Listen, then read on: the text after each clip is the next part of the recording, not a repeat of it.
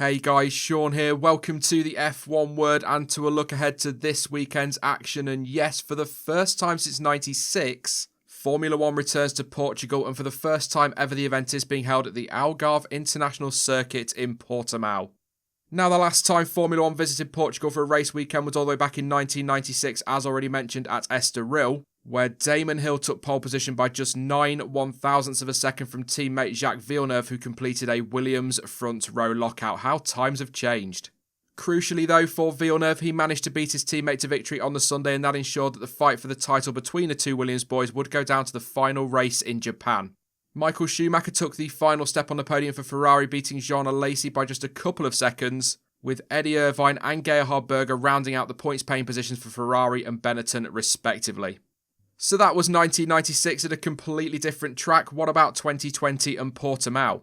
Well, the track length is 4.653 kilometres, which if you would prefer that in miles is 2.891, and consists of 15 corners, that is 9 to the right and 6 to the left, and the race itself will run for a total of 66 laps on Sunday. Somewhat surprisingly, there will be just the one DRS zone for this weekend, and that will run from the exit of the final corner all the way down to turn 1.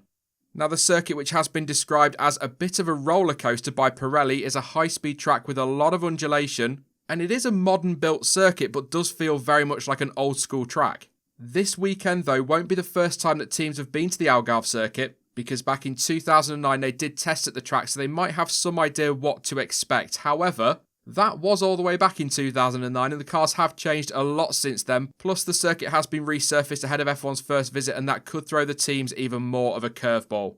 It is expected that drivers will aim to set their cars up in a similar way to what they ran at Mugello, which was leaning towards a medium to high downforce setup.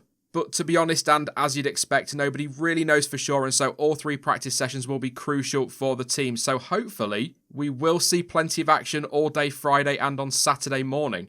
I love going to these tracks where teams have very little data and have to do a lot of running. It's good stuff. When it comes to the tyres, Pirelli have gone conservative, choosing to bring the hard C1, the medium C2 and the soft C3. And in Pirelli's press release, Mario Isola noted that the track will be very demanding on tyres, and that could be made worse by the warm weather, hence I suppose why they've opted to take the 3 hardest compounds. It is also worth a mention that for the first time this season, the standard allocation we've seen so far will change for Portugal. So instead of the usual 8 softs, 3 mediums and 2 hards, teams will instead be allocated 7 sets of the soft tyres, 3 of the mediums and 3 of the hards. That will also be the case of the Turkish Grand Prix, and that's because of the expected severity of the 2 tracks.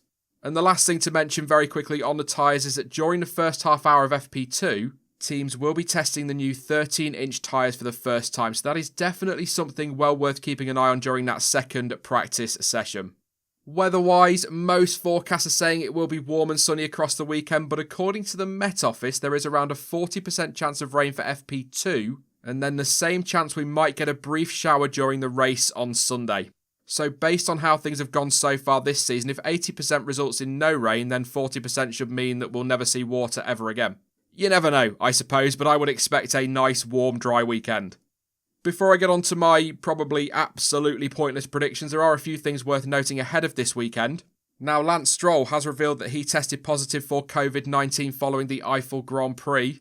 The Canadian took to Instagram to explain that he had initially tested negative upon his arrival at the Nürburgring, but began to feel unwell on Saturday morning. He self-isolated in his motorhome in line with the FIA protocols and did not go back into the paddock. Stroll says he then flew home on Sunday morning and was tested again that evening, with the result of that test coming back as positive. Stroll adds that he self-isolated for 10 days and was tested again on Monday, and that test came back negative. So, long story short, as a result, he will be able to take part in this weekend's Portuguese Grand Prix, but questions have now been raised around why he wasn't tested more frequently, given that he was showing symptoms of the virus. I would expect this one to rumble on over the next few days. McLaren will be using its latest updates again this weekend in an attempt to understand them better, with team boss Andreas Seidel confirming that the new nosebox aero concept will stay and be combined with a competitive car configuration. McLaren will also bring more updates on Friday and, quote, also further explore and quantify our new aero concept.